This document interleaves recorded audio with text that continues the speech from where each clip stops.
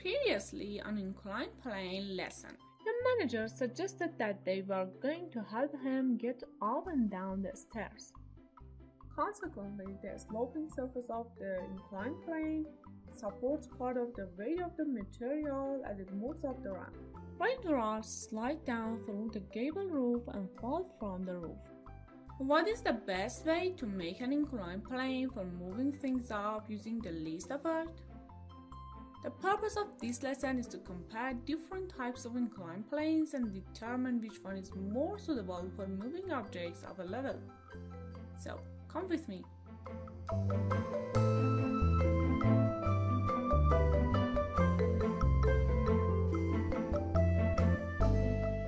Take a look at the inclined plane's schema. As you can see here, generally this portion of the inclined plane is called the height, while this portion is called the length. So, let's create another inclined plane with one difference from this one. Here, this is the same inclined plane as the right one, and we want to change something about it. So, the height of it remains the same, but its length becomes shorter. Now, we have two different inclined planes. Although the heights of both inclined planes are equal, the left inclined plane has a shorter length. In other words, the right inclined plane has a gentler slope than the left one.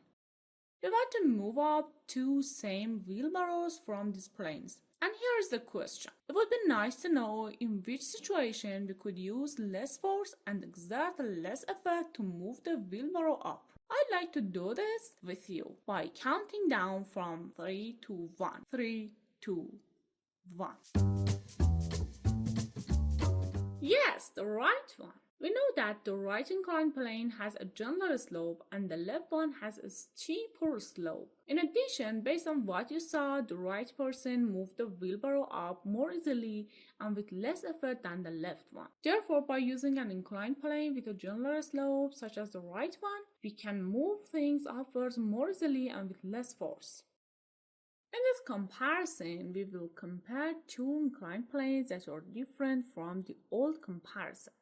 The first inclined plane is assumed to be the right one in the previous comparison. In addition, we want to create another inclined plane with a difference from the right one. The length of the left inclined plane remains the same, but the height increases on the left.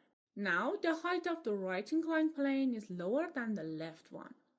These two planes will be compared using the wheelbarrow experience as in the old comparison. I would like to do this with you by counting down from 3 to 1. 3, 2, 1. Yes, the right person moved up the wheelbarrow more easily and with less effort than the left one. The height of the right plane is lower than the left one, whereas both have the same length. Therefore, the right plane has a gentle slope and it is steeper for the left one. As you saw, an inclined plane with a gentler slope made it easier and needed less effort to move up. In summary, inclined planes help people move stuff more easily and with less effort. But the best way to make an inclined plane for moving things up using the least effort is to make it with the gentlest slope. The inclined plane is one of the simple machines. A simple machine makes things easier and quicker for us. There are also 5 other simple machines.